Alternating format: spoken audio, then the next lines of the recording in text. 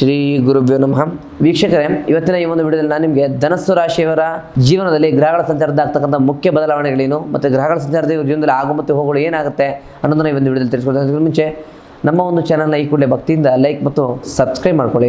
ಮೊದಲಿಗೆ ಉದ್ಯೋಗ ವಿಚಾರ ನೋಡೋದಾದ್ರೆ, ಧನು ರಾಶಿಯವರಿಗೆ 4ನೇ ಮನೆಯಲ್ಲಿ ಶನಿ ಇರೋದ್ರಿಂದ ಅರ್ಧಾಷ್ಟಮ ಶನಿಯ ಪ್ರಭಾವ ಇದೆ.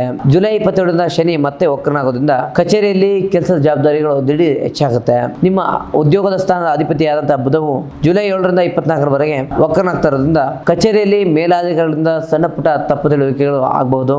ಇನ್ನು ಆರ್ಥಿಕ ಸ್ಥಿತಿ ಬಗ್ಗೆ ನೋಡೋದಾದ್ರೆ, ಧನಸ್ಥಾನದ ಅಧಿಪತಿ ಶನಿ ವಕ್ರನಾಗೋದ್ರಿಂದ ನಿಮ್ಮ ರಾಶಾಧಿಪತಿ ಗುರು 8ನೇ ಮನೆಯಲ್ಲಿರೋದ್ರಿಂದ ಹಣಕಾಸಿನ ವಿಚಾರದಲ್ಲಿ ಅತ್ಯಂತ ಜಾಗ್ರತೆ ಅಗತ್ಯ.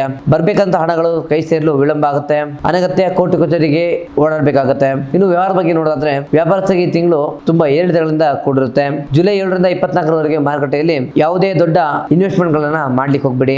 ಇನ್ನು ಪಾರ್ಟ್ನರ್ಶಿಪ್ ವ್ಯವಹಾರದಲ್ಲಿ ಪಾರದರ್ಶಕತೆ ಇರಲಿ, ಇಲ್ಲದಿದ್ರೆ ಪಾರ್ಟ್ನರ್ಸ್ ಗಳ ನಡುವೆ ಜಗಳ ಆಗಬಹುದು.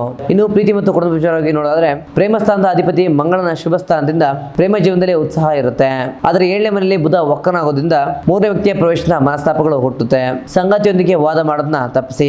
4ನೇ ಮೇಲೆ ಇರ್ತಕ್ಕಂಥ ಅರ್ಧಾಷ್ಟಮ ಶನಿ ವಕ್ರನಾಗೋದ್ರಿಂದ ಕುಟುಂಬದಲ್ಲಿ ಸಣ್ಣ ಪುಟ್ಟ ಅಶಾಂತಿ, ಗೃಹ ಸೌಖ್ಯದ ಕೊರತೆ ಕಾಣಬಹುದು.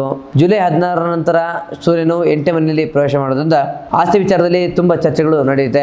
ಆದರೆ ಗುರುವಿನ ಶುಭದೃಷ್ಟಿ 4ನೇ ಮನೆಯಿಂದ ಯಾವುದೇ ದೊಡ್ಡ ಅನಾಹುತಗಳು ಸಂಭವಿಸುವುದಿಲ್ಲ. ಇನ್ನು ಧನು ರಾಶಿಯವರು ಜುಲೈ ತಿಂಗಳಲ್ಲಿ ಆರೋಗ್ಯದ ಕಡೆ ಹೆಚ್ಚು ಗಮನವನ್ನು ಹರಿಸಬೇಕು. ಇನ್ನು ನಿಮ್ಮ ರಾಶಿಯಾಧಿಪತಿ 8ನೇ ಮನೆಯಲ್ಲಿರೋದ್ರಿಂದ ವಾಹನ ಚಾಲನೆ ಮಾಡುವಾಗ ಜಾಗ್ರತೆ. ಈ ಒಂದು ರಾಶಿಯವರ ಪರಿಹಾರ ತಂತ್ರಗಳು ನೋಡೋದಾದ್ರೆ, ಪ್ರತಿದಿನ ಬೆಳಿಗ್ಗೆ ಎದ್ದು ತಂದೆ ತಾಯಿ ಆಶೀರ್ವಾದವನ್ನ ಪಡೆಯಿರಿ. ಪ್ರತಿದಿನ ಬೆಳಿಗ್ಗೆ ಸೂರ್ಯೋದಯದ ಸಮಯದಲ್ಲಿ ಸೂರ್ಯನಿಗೆ ಅರ್ಘ್ಯವನ್ನ ನೀಡಿ. ನಿಮ್ಮ ಮನೆಯಲ್ಲಿರ್ತಕ್ಕಂಥ ಹಸಿರು ಗಿಡಗಳಿಗೆ ನೀರನ್ನು ಹಾಕಿ ಪೋಷಿಸಿ. ಈ ಒಂದು ರಾಶಿಯವರ ಅದೃಷ್ಟ ಸಂಖ್ಯೆ 6 ಮತ್ತು 3 ಆಗಿರುತ್ತೆ. ಜೊತೆಗೆ ಈ ಒಂದು ರಾಶಿಯವರ ಅದೃಷ್ಟ ಬಣ್ಣ ಕಡು ಕೆಂಪು ಮತ್ತು ಹಳದಿ ಬಣ್ಣವನ್ನ ಇವರು ತುಂಬಾ ಬಳಸ್ತಾರೆ. ಒಟ್ಟಾರೆಯಾಗಿ ಇದಾಗಿತ್ತು ಧನುಸ್ಸು ರಾಶಿಯವರ ಜುಲೈ ತಿಂಗಳ ಸಂಪೂರ್ಣ ಮಾಸ ಭವಿಷ್ಯ.